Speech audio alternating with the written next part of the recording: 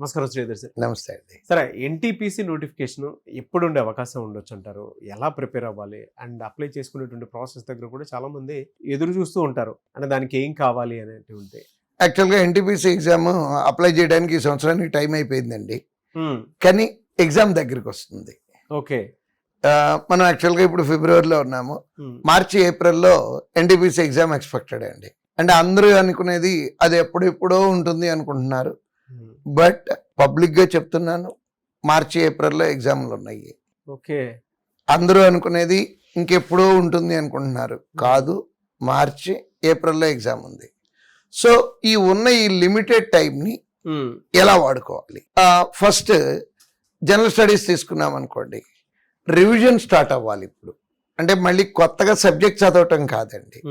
ఉన్న ఈ 1 monthలో మనం చదివిన 10 సబ్జెక్ట్స్ అంటే history, economy, Geography, polity, physics, chemistry, botany, zoology, computers, current affairs, ఈ 10 సబ్జెక్ట్స్ రివిజన్ స్టార్ట్ అవ్వాలి.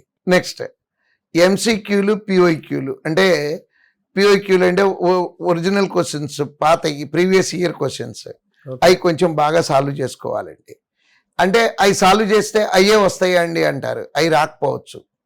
You will get to know the pulse of the paper setter. అంటే paper ఇచ్చేవాడి యొక్క పల్స్ దొరుకుతుందండి దాంట్లో పిఓక్యూలో. అంటే అడిగే విధానం ఎట్లా ఉంటుంది.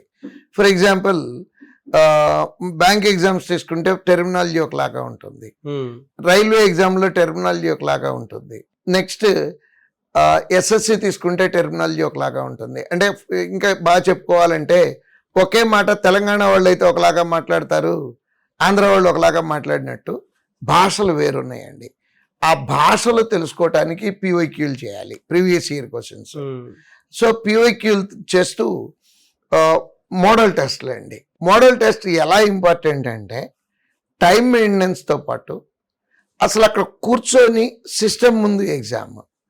పిల్లలు యాక్చువల్గా ఎక్కువ మంది చేస్తున్న తప్పు ఏంటంటేనండి, అందరి దగ్గర మొబైల్ ఉంది, మోడల్ టెస్ట్ మొబైల్లో రాస్తున్నారండి. సో మోడల్ టెస్ట్ మొబైల్లో రాయటం వలన వచ్చే నష్టం ఏంటంటే, ఇప్పుడు ఇలానే తీసుకొని ఇలా ఇలా ఇలా అనుకుంటూ రాస్తున్నారు. రేపు ఎగ్జామ్ ఇలా ఇలా కాదు కదండి అనేది. మానిటర్ ఉంటుంది, మౌస్ ఉంటుంది, మౌస్తో ఇలా కదా రాసేది, ఆ అలవాటు రాదండి. సో అందుకని మోడల్ టెస్ట్లు వీలున్నన్ని ఎక్కువ రాసుకుంటూ వాటిల్ని రాని బిట్లు ఏమైతే ఉన్నాయో వాటిల్ని మళ్ళీ ఒకసారి జాగ్రత్తగా వాళ్ళకి అవకాశం ఉన్న మెంటార్ దగ్గర తెలుసుకుంటూ వీలున్నన్ని ఎక్కువ టెస్టులు రాసి ఎన్టీపీసీ ఎగ్జామ్లో సక్సెస్ అవడానికి ఛాన్సెస్ ఉంటాయండి. నెక్స్ట్ ఇంకోటి ఏంటంటే, ఇంతకు ముందు కన్నా ఈ మధ్య కట్ ఆఫ్ మార్కులు పెరుగుతున్నాయండి. కారణం ఏంటంటే సీరియస్గా చదివేవాళ్ళు పెరుగుతున్నారు. అంటే ఇంతకుముందు రైల్వే ఎగ్జామ్స్ అంటే 5 ఏళ్లకు ఒకసారి నోటిఫికేషన్లు వచ్చి అలా గాలివాటంగా చదివేవాళ్ళు. బట్ ఇప్పుడు కన్సిస్టెన్సీ ఉంది నోటిఫికేషన్స్లో. ఆ కన్సిస్టెన్సీ మూలాన ఎక్కువ మంది నమ్మకంగా చదువుతున్నారండి.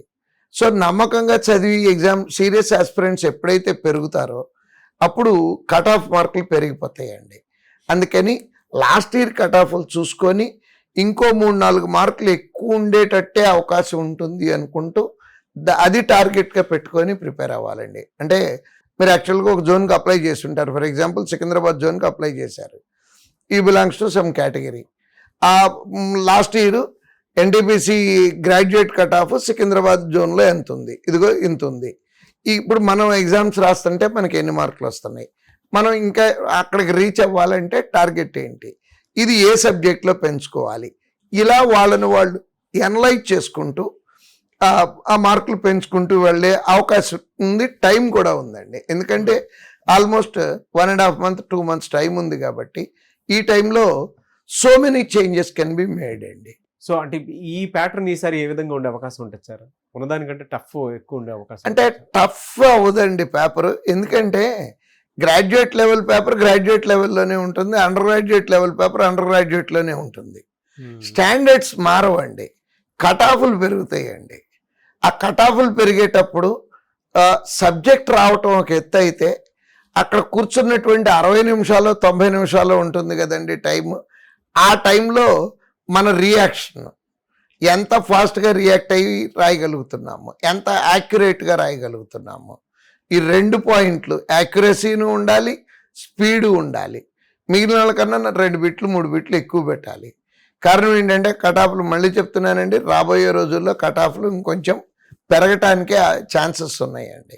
Thank you sir, thank you so much. Thank you.